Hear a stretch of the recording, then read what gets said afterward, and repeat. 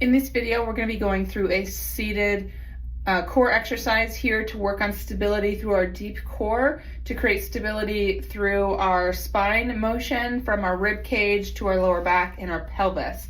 So what you're going to need to do is find a spot where you can sit and have plenty of room behind you. So sit on the front edge of a chair so you have enough room to lean back, or the front edge of a couch or something like that.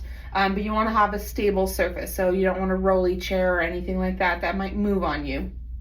So once you're seated, I want you to get your feet firmly on the ground and just plant them so you have a good stable foundation through your feet, maybe even lightly spreading your toes to get stability and muscle control from your feet.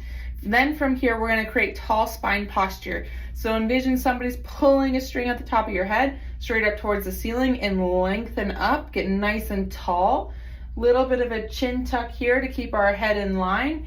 And then from here, we're going to lightly engage our lower core. So you're going to inhale with a belly breath, exhale and zip up that lower core, starting from the pubic bone up.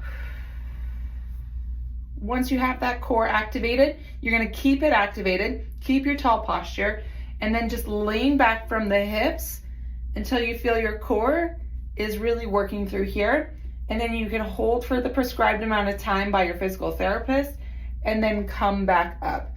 Throughout this motion, you're going to want to make sure that you're keeping the spine tall and moving together. So as you're leaning back, I don't want you to start leaning back with your spine. We don't want to be arching in your lower back. You need to think about keeping that pelvis and shoulder area moving together. And this is coming from a hip hinge type of motion here. So just the hips are moving, but my spine to my tailbone is moving together as one unit. Okay, so you should feel your weight shift back towards your tailbone as you're leaning back, and then drift more forward again as you come forward.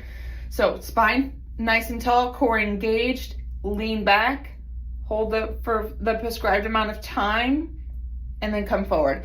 The easier version is to keep your hands down, so you can have them on your lap, you can have them across over your chest for a little more resistance. You can have them out in front as you lean back. Any of those variations are good, and use the guidance from your physical therapist. If you feel like you need to make it harder, you can bring your hands behind your back or behind your head and make sure you still have that spine nice and long and tall, and you can lean back this way.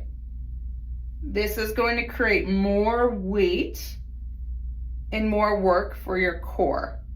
You can also extend them up overhead and have even more work through your core. You might feel a little bit of some shaking as you do this core exercise, and that's okay. You can work through the shakes as long as you're keeping good posture and not starting to arch through your back or crunch through your torso.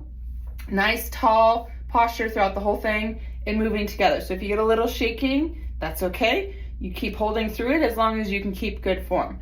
This is great for getting that deep core in a lighter way than doing traditional planks or sit-ups and things like that.